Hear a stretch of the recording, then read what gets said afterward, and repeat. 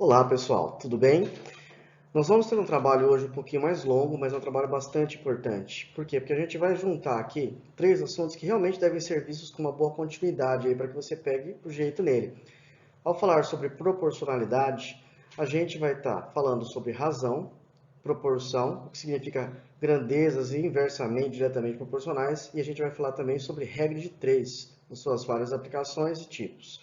E tudo isso é fruto de uma mesma ideia. Tudo isso está envolvido com o conceito inicial que a gente vai ver aqui, que é o conceito de razão. Antes de mais nada, pessoal, é extremamente importante entender esses itens. A gente, fala matemática básica, dá aquela impressão de é algo que não é tão importante, é redundante, já aprendemos isso no ensino fundamental e tal, mas a história não é bem essa. A matemática básica, nesse caso, em especial aqui, ela é ferramenta extremamente importante para você compreender conceitos de física, de química, algumas coisas de biologia e de geografia. Então, a interação dessa parte daqui da nossa disciplina com o todo, com as outras matérias, é bastante importante. Então, me acompanhe com carinho aí. Se for dando uma cansadinha, faz uma pausa, dá uma descansadinha e depois continua a nossa aula. Mas vamos em frente. Primeiro, trabalhando com o conceito de razão. O que é razão? Pessoal, razão, moleza. Razão, cuja palavra que dá origem é uma palavra latina chamada ratio, significa dividir. Então, a razão é uma forma de expressar uma relação entre duas grandezas por intermédio de uma divisão. Então, quando eu falar assim, ó, razão entre A e B, eu vou representar nesta ordem A dividido por B, ou A sobre B. É bom lembrar que quando eu estiver estabelecendo uma razão aí, pessoal, o nosso denominador tem que ser um cara diferente de zeros. Então, isso aqui vai dar treta, lembra? Bacana. Então, o principal contexto aqui é o seguinte: falar razão entre fulano e ciclano significa fulano dividido por ciclano, nesta ordem. Mas para que serve isso? Bom, é mais fácil a gente entender a ideia de razão mostrando para você situações. Como é que essa relação entre duas coisas diferentes pode nos levar a um resultado diferente dos casos anteriores. Vamos usar como exemplo aqui algo que faz parte pra caramba do dia a dia de todo estudante, a concorrência. Então eu estou propondo aqui, ó, dos 1.200 inscritos em um vestibular, passaram 24 candidatos. Determine a razão entre os candidatos aprovados e os candidatos inscritos nesse concurso. Aí é o seguinte, pessoal, eu tenho que fazer, estabelecer essa razão de acordo com a ordem da minha proposta. Se eu falei razão entre aprovados e inscritos, então eu tenho que fazer aprovados sobre inscritos.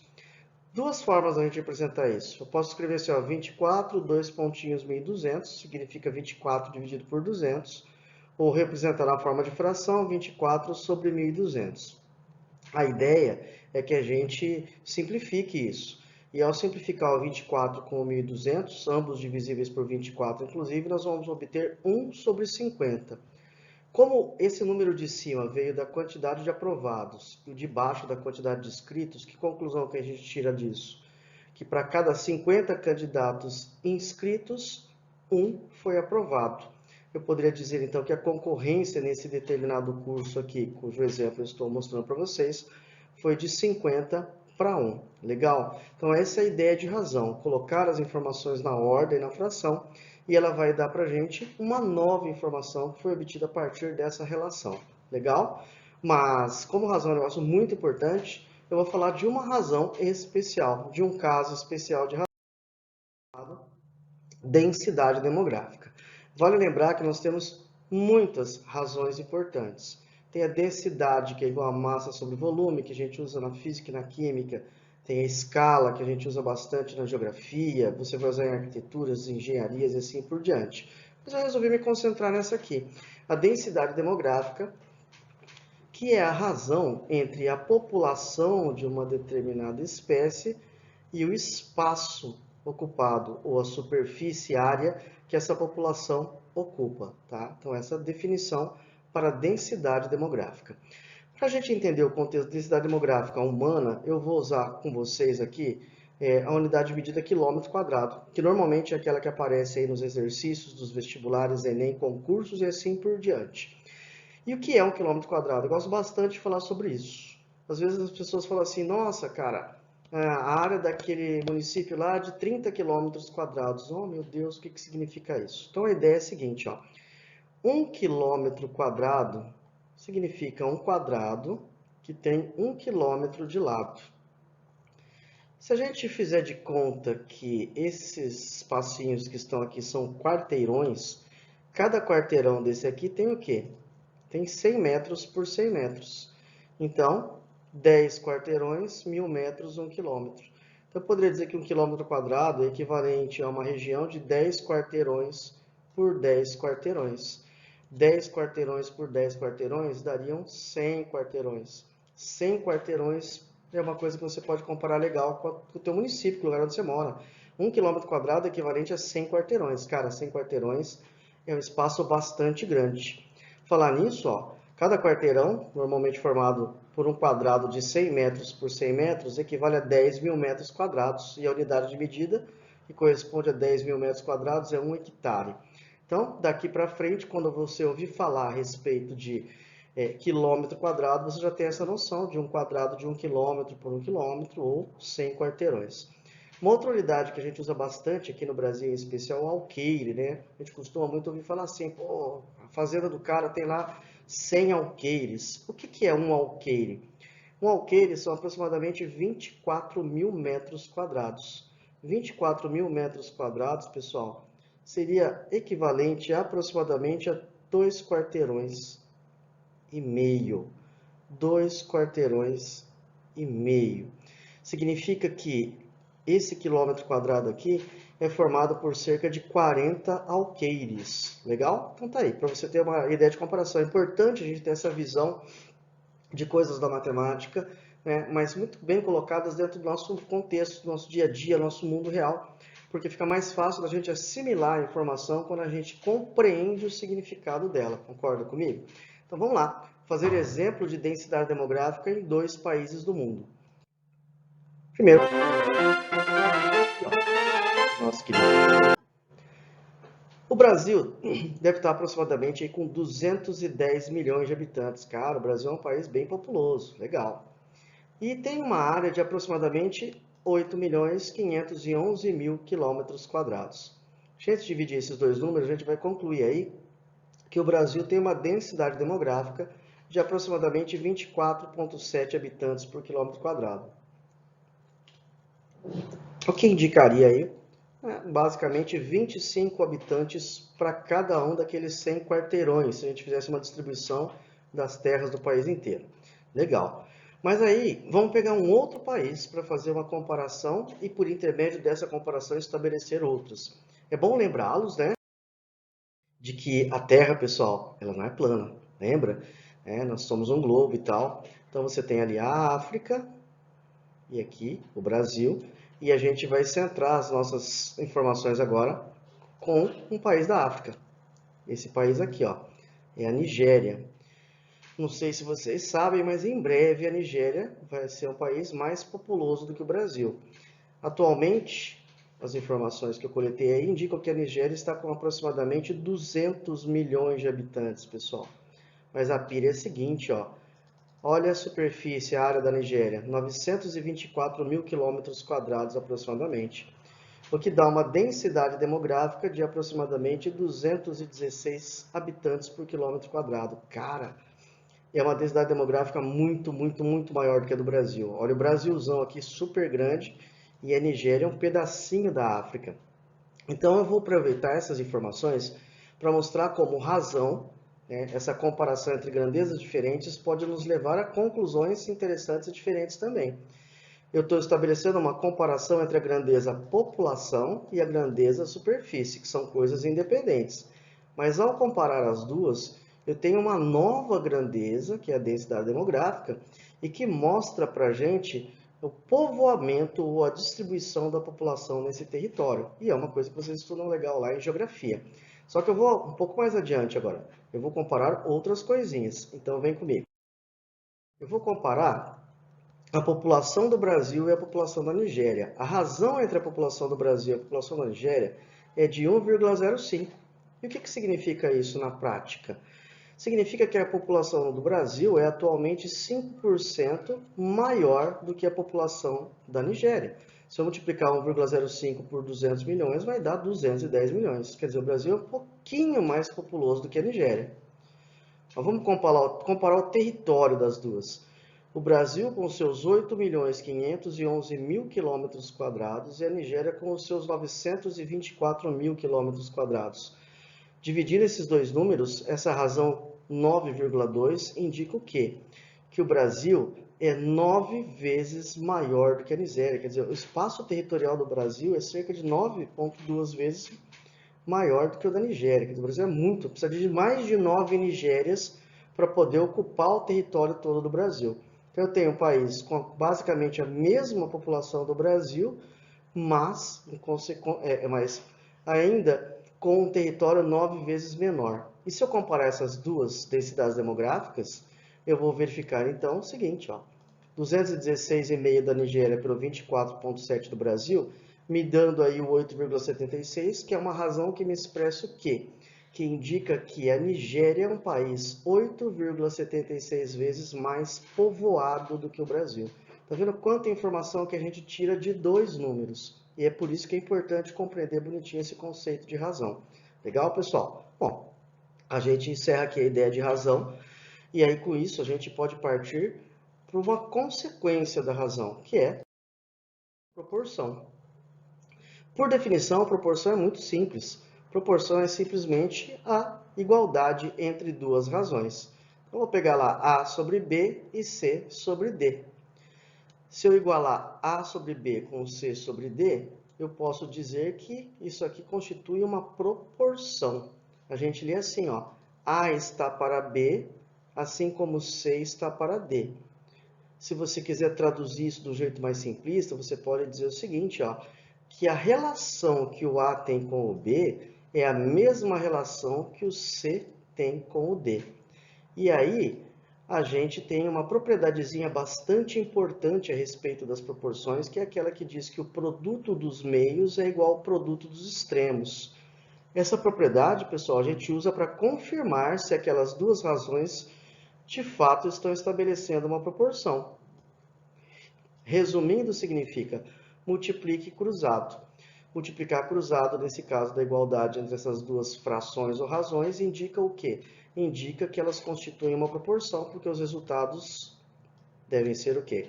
Devem ser iguais. Bacana? Legal. Mas proporção é um negócio que vai mais além. Então a gente tem que aprofundar isso. Então vamos ver mais. Vamos falar das diferentes formas como duas grandezas podem se comportar uma em relação à outra. Primeiro, o que são grandezas diretamente proporcionais. E, ó, de boa, o legal é a gente ver isso direto com exemplo. Ó.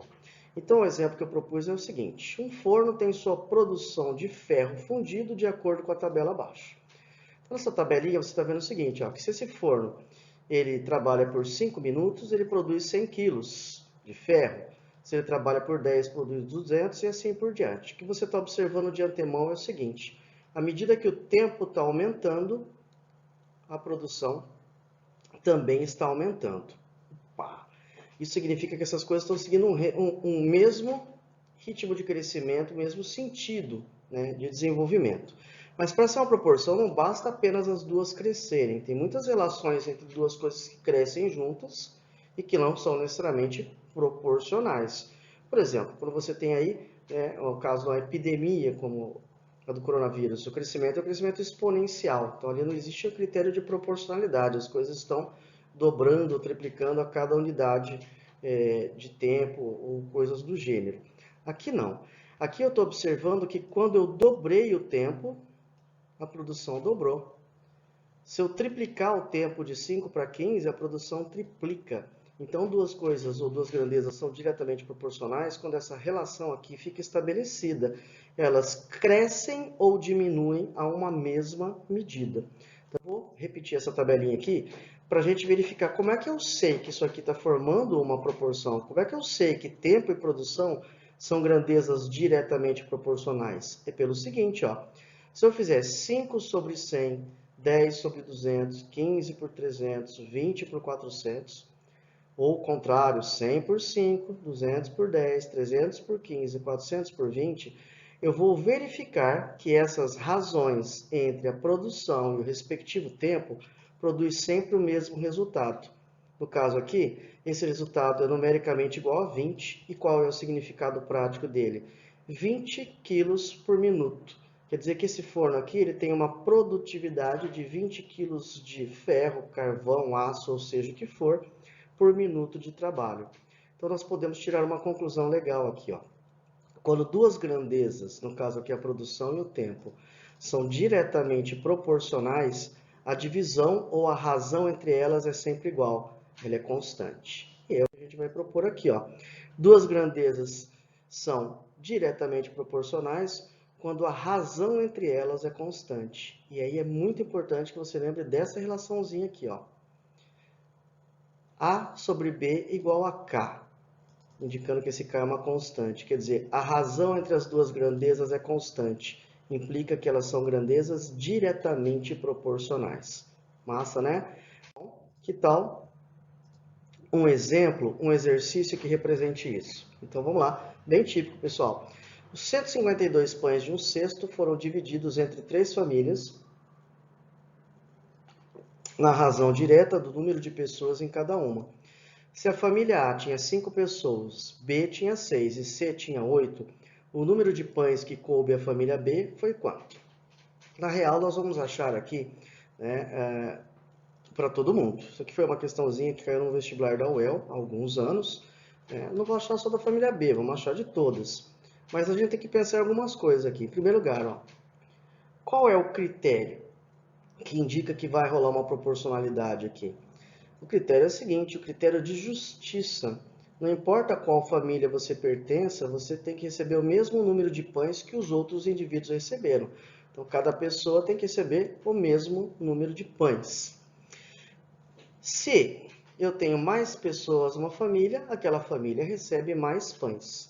Como nós vimos anteriormente, quando duas grandezas são diretamente proporcionais, a razão entre elas é constante. Vamos chamar essa constante de x, e esse x vai representar o número de pães que cada um vai receber. E as razões que devem ser iguais aqui, devem ser as razões entre o número de indivíduos em cada família e o número de pães que cada um vai receber. Então, A, total de pães que a família A recebe, que é diretamente proporcional ao número de indivíduos, 5.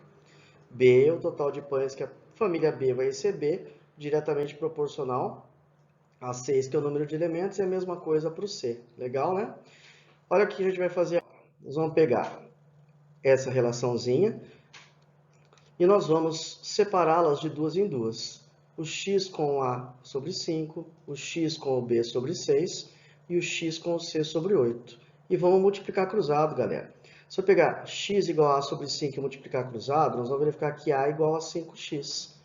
Se fizer a mesma coisa com o B, B igual a 6x e o C, que vai ser igual a 8x. E agora?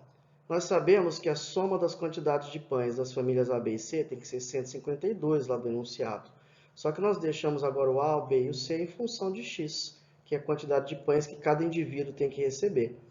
Somando tudo isso, nós vamos obter 19x igual a 152 e, portanto, x igual a 8. O que significa esse 8? Que cada indivíduo, não importa a família a qual ele pertence, vai receber 8 pães exatamente. Quanto que vai receber a família A? 5 vezes 8, 40 pães. A família B, 6 vezes 8, 48 pães. E a família C, 8 vezes 8, 64 pães. Pode ver, quem tem mais gente, família com mais indivíduos, recebe mais pães. Se somar todas essas quantidades aqui em vermelho, você vai obter 152 pães. Está vendo como é fácil trabalhar com isso? Muita gente deve estar pensando, pô, mas eu podia ter feito isso de cabeça. Nesse exercício daria sim, pessoal. Se você pegar o total de pessoas para as quais eu estou distribuindo pães, 5 mais 6 mais 8 dá 19 pessoas. Se eu dividir os 152 por 19, eu vou obter 8, quer dizer, 8 pães por pessoa. Então, é um exercício que dá para ser resolvido aritmeticamente, sem precisar algebrizar, sem precisar usar símbolos nem nada. Mas não são todos os problemas que aparecem que têm as informações tão simples e óbvias assim. Por isso que a gente tem que compreender isso aqui, ó, chama-se algebrização. Vamos dar nome aos símbolos e montar as equações. Pronto? Vamos lá, então. Vamos falar agora de outro tipo de relação, das grandezas inversamente proporcionais. E vamos utilizar também exemplo prontinho lá. Ó. Um ciclista faz um treino para a prova de 1.000 metros contra o relógio, mantendo em cada volta uma velocidade constante e obtendo assim um tempo correspondente conforme a tabela abaixo. Então vamos analisar a tabela. Nela você está verificando o seguinte, ó. Com a velocidade de 5 metros por segundo, o nosso ciclista leva 200 segundos para poder percorrer aqueles 1.000 metros. Se ele aumentar a velocidade para 8 metros por segundo, ele leva, menos tempo, 125 segundos. O que você está observando aqui é o seguinte, é que à medida que a velocidade do ciclista aumenta, o tempo que ele leva para poder cumprir a sua meta de 1.000 metros ali diminui.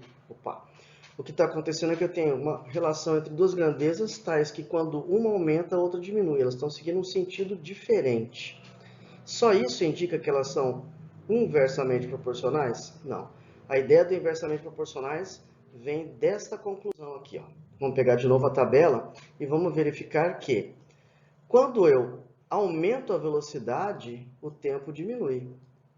Porque o espaço, a distância percorrida continua igual. Quer dizer, quando duas grandezas são inversamente proporcionais, pessoal, quando uma aumenta, a outra diminui, então o produto entre elas é que é constante. Olha lá, 5 vezes 200, 8 vezes 125, 10 vezes 100, 20 vezes 50, 16 vezes 62,5, todos esses produtos vão resultar a mesma coisa, 1.000. 1.000 o quê? Os 1.000 metros. Você muda a velocidade e o tempo vai ficar adequado, porque o espaço, a distância que tem que ser percorrida pelo ciclista fica igual. Nossa conclusão, então, é que quando duas grandezas são inversamente proporcionais, o produto entre elas é constante. Falou? Vamos, então, para um exercício, para um probleminha envolvendo isso. Para chegar nesse probleminha, vamos montar aqui a formulinha, a relação que você precisa guardar a respeito das inversamente proporcionais. Vamos lembrar que quando elas são diretamente proporcionais, a razão entre elas é constante. Mas quando elas são inversamente proporcionais, o produto entre elas é que é constante. Legal? Tem que saber bem disso, guardar direitinho essa informação aí, que ela é filé, é muito importante. E aí o exercício, olha, o prêmio de R$ 5.100 deve ser distribuído entre 3 funcionários de uma firma em partes inversamente proporcionais ao número de faltas que tiveram durante o ano. Quanto deverá receber cada um se faltaram respectivamente 2, 3 e 6 dias? Pessoal, eu tenho aí 3 indivíduos. E quem mais faltar, menos vai receber. Quanto mais faltas o indivíduo tiver, menor vai ser o prêmio que ele vai receber. E isso deve ser feito obedecendo um critério de proporcionalidade, quer dizer, por cota, quanto será que uma falta representa, custa em relação a esse prêmio aí. Então, a gente vai montar essa relação pensando no seguinte, vamos chamar os indivíduos aí de A, B e C, respectivamente. Então, o prêmio que o A vai receber tem que ser inversamente proporcional ao quê? Inversamente proporcional ao número de faltas. Então, o produto entre A e 2 tem que ser igual ao produto entre B e 3, que tem que ser igual ao produto em 6 e C. Isso tem que ser constante. Essa é a ideia do inversamente proporcional. Nesse caso aqui, quem mais faltou, menos receberá. Tranquilo? Como é que eu vou montar isso? Muito parecido com o caso anterior. Nós temos aí x igual a 2a, que é igual a 3b, que é igual a 3c. Se eu pegar só o x com o 2a e isolar o a, o que eu vou ter? Que o a é igual a x sobre 2. Fazendo a mesma coisa com o b é igual a x sobre 3, e o c como x sobre 6. Legal? Beleza. Nós sabemos do começo do enunciado que a soma das 3 partes tem que dar o prêmio total, 5.100. Então, x sobre 2 mais x sobre 3 mais x sobre 6 igual a 5.100. Vamos tirar o mínimo entre todo mundo, que vai ser 6. 6 por 2 dá 3 vezes x, aqui 3x. 6 por 3 dá 2 vezes x, 2x. 6 por 6 dá 1 vezes x, x. 6 por 1, que está embaixo do 5.100, 6 vezes 5.100, 30.600. Vamos dar um cambal aqui no 6 e vai sobrar 6x igual a 30.600. X é igual a 5.100. Como que eu vou saber o quanto coube de prêmio para cada um? Se eu substituir agora lá em A igual a x sobre 2, o x por 5.100, 5.000 sobre 2 dá 2.550. O 5.100 por 3, para o indivíduo que teve 3 faltas, está 1.700. E o 5.100 por 6, que vai dar um total aí de 850. Sacou? Esta é a ideia, a proposta para você resolver o problema. Você está verificando que quanto menos faltas, maior o recurso que você obteve. E esse é o trato que a gente dá para grandezas ditas inversamente proporcionais. Bom, aqui a gente chega num ponto de inflexão, porque a gente trabalhou com razão, proporção, né? Verificamos que a razão está dentro de todos esses contextos aqui. Agora nós vamos trabalhar, próximo item, é a aplicabilidade. A proporcionalidade sendo utilizada em um determinado tipo de situação ou problema. Nós chamamos isso de regra de 3. E o que é a regra de 3 no primeiro caso? Aqui é a regra de 3 simples. Por que ela recebe esse nome, pessoal? A regra de 3 recebe esse nome porque é um problema, de regra de 3 é um problema onde a gente está trabalhando com 4 grandezas, das quais, 4 valores, na verdade, dos quais 3 nós temos os valores e o quarto a gente quer descobrir. Então, nós vamos trabalhar com 2 grandezas, que vão nos dar 3 valores, querendo se descobrir um quarto. Por isso a regra de 3. Regra de 3 valores dados, a fim de se descobrir um quarto desconhecido. Muito bem. Regra de 3 é sempre caso que envolve grandezas proporcionais. Se elas forem grandezas diretamente proporcionais, regra de 3 simples direta. Se forem grandezas inversamente proporcionais, regra de 3 simples inversa. Então, vamos para o nosso primeiro caso, uma regra de 3 simples e direta. E aí tem que ser com exemplo mesmo. Uma máquina trabalhando durante 40 minutos produz 200 peças iguais. Quantas peças serão produzidas, peças iguais às primeiras, pela mesma máquina em 2 horas e meia? O segredo da regra 3 não é o cálculo não, pessoal, é a organização, é método.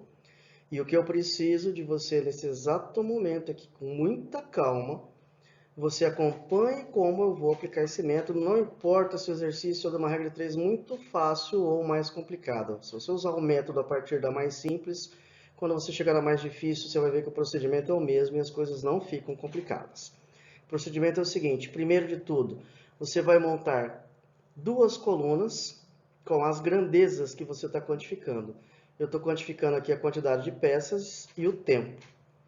Agora nós vamos preencher essas colunas com as informações do enunciado. O enunciado está dizendo que durante 40 minutos foram produzidas 200 peças iguais.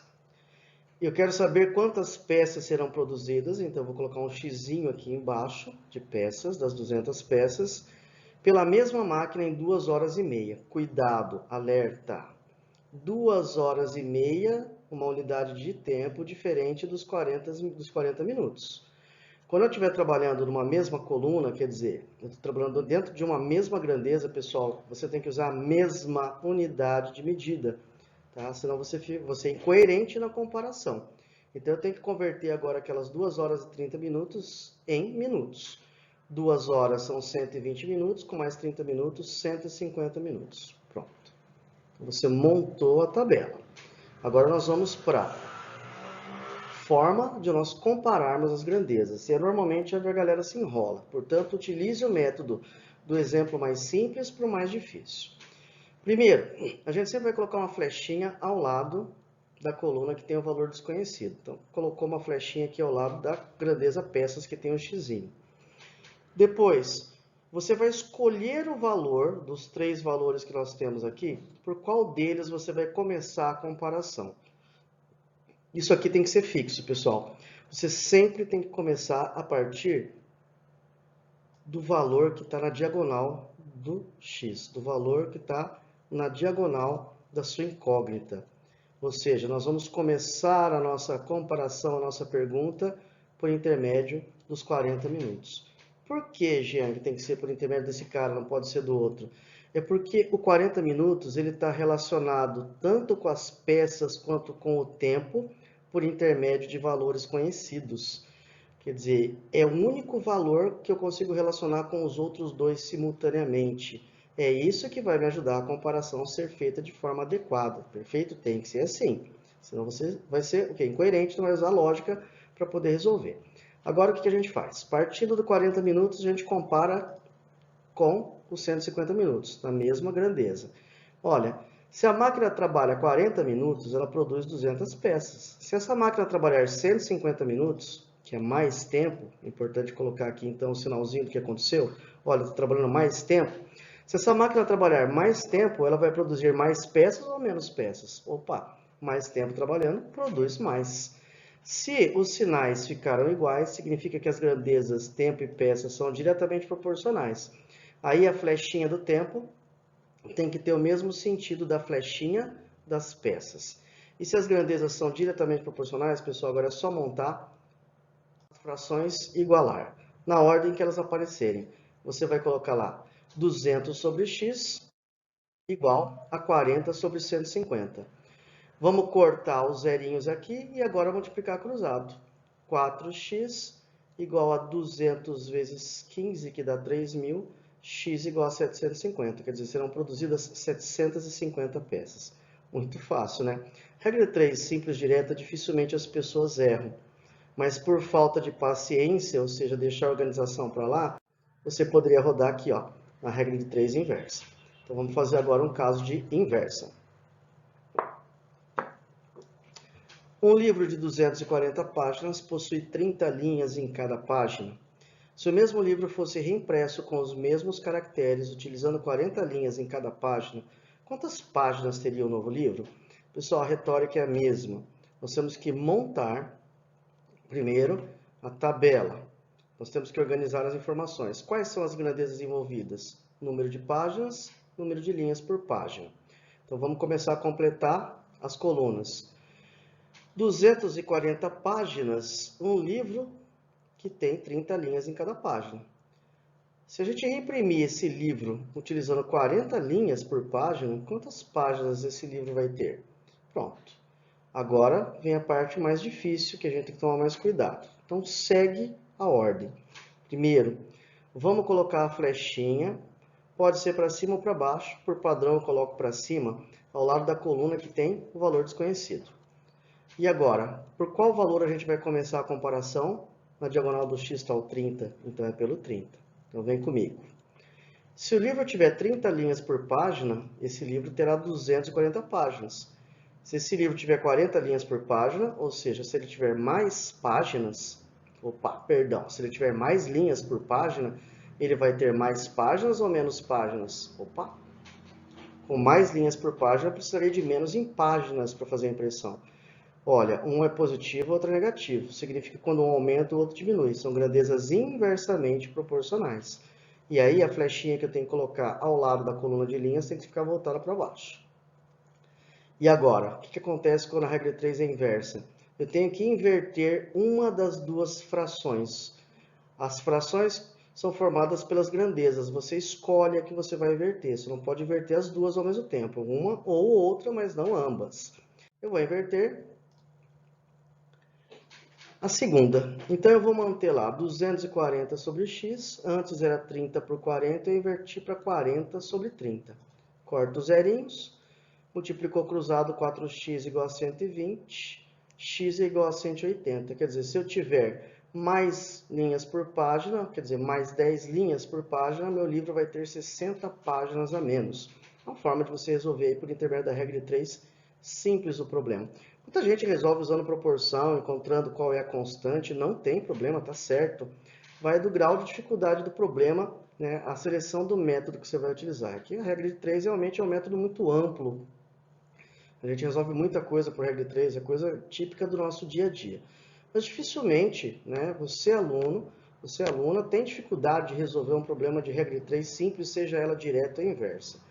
A pedra no sapato está aqui, ó, na regra de 3 composta. Será que é tão difícil? O que diferencia a regra de 3 simples da composta é que a regra de 3 composta ela tem mais de duas grandezas envolvidas. E a gente tem que seguir aqui um protocolo, tem que seguir aqui todo, né, um hall de regras para poder resolver direitinho. E é óbvio que a gente tem que ver isso por intermédio de um exercício. Vamos fazer esse exercício com vocês. Uma indústria, 18 operários trabalhando 7 horas por dia fazem determinado serviço em 24 dias. Em quantos dias 12 operários trabalhando 9 horas por dia farão o mesmo serviço? Repare que você tem 3 grandezas, então tem que ter uma coluna para cada uma delas. Uma para os operários, uma para as horas por dia e uma para o número de dias. E agora vamos completando. 18 operários, 7 horas por dia, trabalhando 24 dias. Em quantos dias? Quer dizer que o meu valor desconhecido vem aqui, ó, em X dias. 12 operários trabalhando 9 horas por dia. Ou seja, quanto tempo eu vou levar para poder concluir aí o trabalho nessas condições. Como que eu vou resolver agora? Bom, presta bem atenção. O protocolo é até muito parecido com o da Simples, mas tem alguns detalhezinhos. Você vai colocar a flechinha apontando para cima ao lado da coluna que tem o valor desconhecido, ao lado do tempo. Perfeito. Só que agora você tem que esquecer uma das grandezas. Eu vou esquecer aqui nesse momento operários, para trabalhar com a grandeza que tem o valor desconhecido e as horas. Eu sempre tenho que comparar cada uma das outras grandezas com aquela que eu estou procurando. Então agora eu esqueci operários e vou pensar numa regra de 3 simples, só entre horas e dias. Nesse contexto, qual é o valor que eu tenho que procurar para começar a comparação? O 7. E aí é você fazer a comparação. Olha, trabalhando 7 horas por dia, esses operários levam 24 dias para concluir uma obra. Se esses operários trabalharem mais horas por dia, eles vão levar mais dias ou menos dias para concluir a obra? Olha, se eu trabalho mais em cada dia, eu levo menos dias. Significa que horas e dias com sinais contrários são grandezas inversamente proporcionais, consequentemente, a flechinha das horas tem que ficar para baixo. Legal? Agora vamos fazer a mesma coisa com os operários.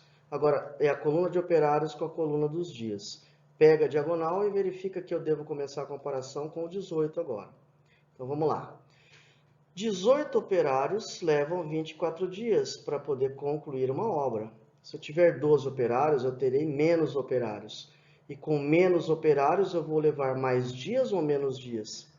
Mais dias. Menos gente, menos mão de obra, mais tempo. Então, o número de operários e o número de dias são grandezas inversamente proporcionais. A setinha tem que ficar para baixo também. Legal? Massa. Bom, e agora? Como é que eu monto a equação com esses valores? Em primeiro lugar, pessoal, quem tem x sempre vai ficar no primeiro membro da equação. As outras grandezas, as outras razões, frações, ficarão no segundo membro multiplicando-se entre si. Tudo bem? Legal. Agora, eu tenho duas flechinhas para baixo e uma para cima. Vamos usar por bom senso também, por padrão, flechinhas com quantidades menores são as que a gente vai inverter. Então, como eu tenho uma flechinha para baixo, uma para cima e duas para baixo, né, flechinha para cima é minoria. Então, nós vamos inverter a flechinha dos dias, tá bom? Por quê? Porque se eu mantiver a dos dias, eu sou obrigado a inverter as outras duas, que têm o mesmo sentido. Então, vamos, por bom senso, inverter o que dá menos dor de cabeça. Então, ao invés de 24 sobre x, eu terei x sobre 24 no primeiro membro.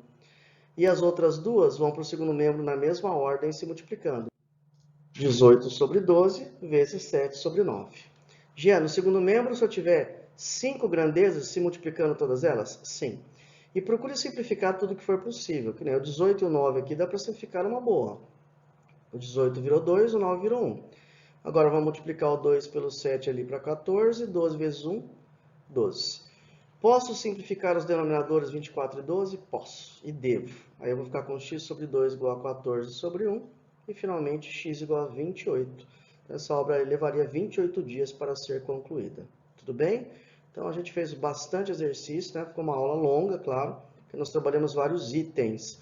Mas você tem uma aula muito gostosa, muito legal, com assuntos que você vai utilizar bastante. E agora, lógico, resolver exercícios, treinar tudo isso aí o máximo possível devido à imensa importância. Tá bom, pessoal?